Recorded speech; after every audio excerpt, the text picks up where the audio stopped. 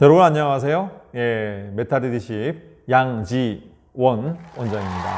오늘 좀 시의적절한 주제를 가지고 얘기를 하나 해보려고 하는데요. 주제가 뭔가 하면 부부간의 대화를 잘 하는 법, 요런 주제입니다. 요거 안 쉽습니다. 어렵습니다. 옛날부터 우리나라에서 이렇게 사람들이 동업을 하겠다라고 누가 얘기를 하면 대부분 뭐라고 대답을 합니까? 야, 싸운다, 헤어진다, 뒤끝 안 좋다, 이렇게 아마 열에 8, 9은 아마 부정적인 피드백을 하실 겁니다. 그렇죠? 그런데 유대인 사회에서는 거꾸로라고 하죠. 오히려 대부분의 사람이 와우, 좋은 판단이야, 서로 도움이 되겠네, 이렇게 판단한다는 거예요. 이게 무슨 의미일까요? 바로 우리나라 사람들이 굉장히 뛰어난 점이 많지만 의외로 서로가 생각이 다른 경우에 소통하고 화해하고 서로 정보를 주고받고 하는 이 커뮤니케이션 스킬에서는 좀 미흡한 점이 있다는 사실입니다. 다국적 기업 같은 경우에 한국에 있는 지사들이 평가를 받아보면은 다른 분야에서는 굉장히 높게 나타나는데 제가 강의를 다녀보면은 공통적으로 커뮤니케이션 스킬에서는 굉장히 네거티브한 점수를 받는 경우가 많습니다. 사람들이 나쁜 게 아닌데요. 소통하는 방법이 문제가 있기 때문에 그렇지 않을까 하는 생각입니다. 그래서 이거에 관해서 우리가 오늘 얘기해 보려고 하는 포인트 중에 한 가지는요. 이게 아마 코로나 때문에 사회적 거리두기를 많이 하고 하다 보니까 부부간에 같이 있을수록 부부싸움이 더 많아졌다는 얘기를 많이 들었습니다. 그래서 제가 터닝포인트부터 SBS 프로그램 그때부터 또 많은 부부들과 문제에 관해서 얘기를 많이 해봤었기 때문에 부부간의 대화를 하기, 요 주제에 관해서 잠깐 생각을 해보려고 합니다. 우선 우리가 전제할 게 하나 있습니다. 사람들은 다 비슷할까요? 우리가 생각할 때는 비슷하다고 생각하잖아요. 그렇죠? 그런데 의외로 사람들은 정말 다릅니다. 사람 환경이 다르고 또 가치관이 다르고 문화권이 다르고 남녀 간에 우리가 생리적인 현상도 다 다른데 어찌 같을 수가 있겠습니까? 제가 여기 그림 하나를 올려놨어요. 그림 하나 올려놨는데 이 그림을 보시면 어떠세요? 뭐가 보이세요? 고양이가 돌고 있죠? 어떤 분들에겐 이쪽으로 돌고 어떤 분은 시계 반대 방향으로 도는 것처럼 보일 텐데 이게 의미하는 바는요. 이게 다르게 보이는 게 정상이라는 거예요. 무슨 얘기인가 하면 사람들은 다른 게 정상입니다. 이 부부간에 좀 약간 이 다름 때문에 사람들이 말해봐야 뭐해, 피곤해, 이렇게 해서 대화를 안 해버리는 경우가 있는데 무대화가 최악이에요.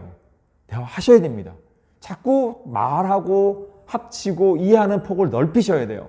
제가 결혼한 지 40년 된 부부를 제가 방송에서 모니터링하고 코칭한 적이 있었는데요. 40년 된 부부니까 안 싸우잖아요. 아니요, 무관심이었어요. 한마디로 익숙해져가지고 포기해지는 거예요. 그거는 부부로 사는 게 아닙니다. 타협하고 그냥 안 싸우려고 피곤한 거죠. 이 사이가 좋으냐고요? 아니요. 그러니까 황혼이혼이 급증한 이유도 바로 이런 점입니다. 다르다는 건 당연한 거다. 다른 것을 좁혀가는 과정이 바로 이 부부관계를 결혼 생활을 해가는 과정입니다. 그래서 다르다는 것은 정상이기 때문에 이걸 좁혀가는 방법을 찾아내야 되는데요. 예로부터가 전 세계적 문명에서도요. 다른 여러 문명이 합쳐졌을 때 그 문명이 융성하죠. 우리가 흔히 또 사람들도 전 세계 미남 미녀는 서로 다른 인종이 합쳐지는 지역이 제일 많다고 합니다. 다양성은요, 생물학적으로나 문화적으로도 가장 강해지기 위한 필수 조건입니다. 우리가 이런 다양성, 다름을 이해할 수 있는 폭이 넓어지고 다름을 수용할 수 있는 소통력이 좋아진다면 비즈니스적으로나 개인적인 삶에 있어서 한마디로 업그레이드가 되는 기가 막힌 능력을 갖추는 겁니다. 그러니 제일 어려운 상대, 부부간의 대화의 스킬을 익힌다면 이 개인적 행복이나 비즈니스에서도 어마어마한 노하우를 얻는 것 같으니까 이거 공부하시고 도전해 보실만 하겠죠. 그렇죠? 이런 점에서 우리가 참 좋은 말이 있습니다. 부부간에는 어떤 사람을 골라야 하느냐. 사실 이 문제는 벤자민 프랭클린이 했던 좋은 말이 있습니다. 두 눈 뜨고 찾고 한눈 감고 살아라라고 했거든요. 두 눈 뜨고 찾으라는 건 뭐냐면요. 다양한 사람 만나보고 다양하게 하되 첫눈에 반해서 훅가닥 하지 말라는 겁니다. 우리는 그런 말이 있어요. 다른 사람에게 끌립니다. 이게 원래 생물학적으로 원래 그래요. 그런데 너무 다르면 살기 너무 힘들더라 이거죠. 그래서 중요한 부분은 좀 같이 가야 돼요. 하지만 그래도 다릅니다. 그래서 정말 가치관이 같은 그런 사람을 찾아라. 두 눈 뜨고 신중하게 찾고 그래도 살아보면 다르니까 한눈 감고 살아라는 건 그 사람밖에 없다. 여자는 이 여자밖에 없다. 남자는 이 우주상에 이 남자 하나밖에 없다라고 생각하고 최선을 다해서 소통하고 다가가고 화합하려고 하는 노력을 해야 한다라고 하는 말을 벤자민 프랭클린이 한 겁니다. 이런 뜻에서 최선을 다해 소통을 해봐야 되는데요. 소통을 하는데 가장 중요한 전제 조건이 있어요. 뭐냐면요. 부정적인 말을 하지 않는 겁니다. 부정적인 말이란 어떤 거냐면 바로 비난이나 비판이나 지적 같은 거에 해당하는 거죠. 자, 이런 말들은 우리가 왜 할까요? 다르기 때문에 내가 스트레스를 받고 있고 상대방을 자꾸 우리가 저지먼트, 판단적 사고로 그건 아니야 이렇게 자꾸 지적을 하는 건데 지적한다고 고쳐지든가요? 여러분은 자신의 단점 모르세요? 압니다. 몰라서 안 고치는 게 아니에요. 그래서 지적은 오히려 더 하고 싶지 않게 만들기 때문에 지적하는 건 좋은 방법이 아닙니다. 그래서 지적하지 않으려고 노력하는 인내심이 필요한데요. 그 방법은 제가 나중에 잠시 설명드릴게요. 이 지적이 강해지면 뭐가 되겠습니까? 지적이 강해지는 게 바로 화가 되는 거죠. 화를 내는 건 당연한 일이다? 아니, 저 사람이 저렇게 하니까 내가 화가 나잖아요. 이렇게들 말씀하시던데, 그런데요, 내가 실수를 했어요. 그런데 그걸 가지고 화를 내는 사람이 있는 반면에 실수를 했는데도 괜찮아. 다음부터 그렇게 하지 마요. 이렇게 웃으면서 케어해 주는 사람도 있죠. 여러분 같으면 누구랑 살고 싶으십니까? 그렇죠? 절대로 화를 내지 않는 히로. 얼마나 화 안 내고 너무 착해요. 히로가 가진 두 가지 큰 특징이 있어. 경청의 대가예요. 화 안 내요. 화를 낸다는 건요. 참 제가 좋아하는 말에 이런 말이 있더라고요. 내 안에 없는 것은 내 밖으로 드러나지 않는다. 내가 화를 내는 건 내 안에 화가 쌓여있기 때문이지 상대방이 잘못했기 때문이 아니라는 사실입니다. 그렇죠? 그래서 화를 낼 만한 상황에서 화를 낸다는 걸 당연시 여기지 마시고 화를 좀 참아봅시다. 우리 그런 말이 있잖아요. 내가 왜 화를 참아야 해? 예. 인생의 가장 중요한 복은 인복이라고 했어요. 그렇죠? 그 중에 최고의 복이 배우자 복입니다. 요즘 우리 젊은 세대들이 그러더라고요. 행복해지기 위해서 뭐가 제일 중요해? 라고 물었는데 20, 30대가 한 답은요. 돈도 건강도 아니었고 배우자를 얻는 것, 좋은 배우자 얻는 것이라고 했는데 좋은 배우자를 얻으려면 인복을 얻으려면 인덕을 갖춰야 돼요. 덕이 뭡니까? 덕. 도널드 덕. 아니고요. 덕은 기다림, 참음, 이해, 관용 이런 것들입니다. 내가 잘 화가 낼 만한 상황에서도 웃어줄 수 있는 덕을 갖춘다면 누가 안 좋아하겠어요. 그렇죠? 그래서 제가 히로를 옆에 두고 있는 겁니다. 배우려고. 우리 덕을 갖춥시다. 화를 내는 건 정당한 선택이 아니에요. 자, 그러면 비판하지도 말고 화를 내지도 말라는데 덕을 갖추라는데 어떤 것이 덕인데 이렇게 여쭤보실까 봐 4가지 팁을 오늘 딱 정리해 드리려고 합니다. 자, 첫 번째 팁입니다. 사람은 감정의 동물입니다. 절대 이성 아니에요. 그렇죠? 예. 자, 그래서 첫 번째는요. 긍정적 감정, 긍정적인 톤으로 대화를 하라입니다. 제가 지적을 하더라도 이렇게 해볼게요. 너 또 왜 그렇게 하는 건데? 그렇죠? 이 말을 웃으면서 해볼까요? 너 또 왜 그렇게 하는 건데? 웃으면서 지적을 하거나 화를 내면요. 상대도 지적으로 안 받아들여요. 미안해. 이렇게 나옵니다. 화를 내는 것은 문제를 해결하고 싶은 건가요? 아니면 내 스트레스를 발산하고 싶은 건가요?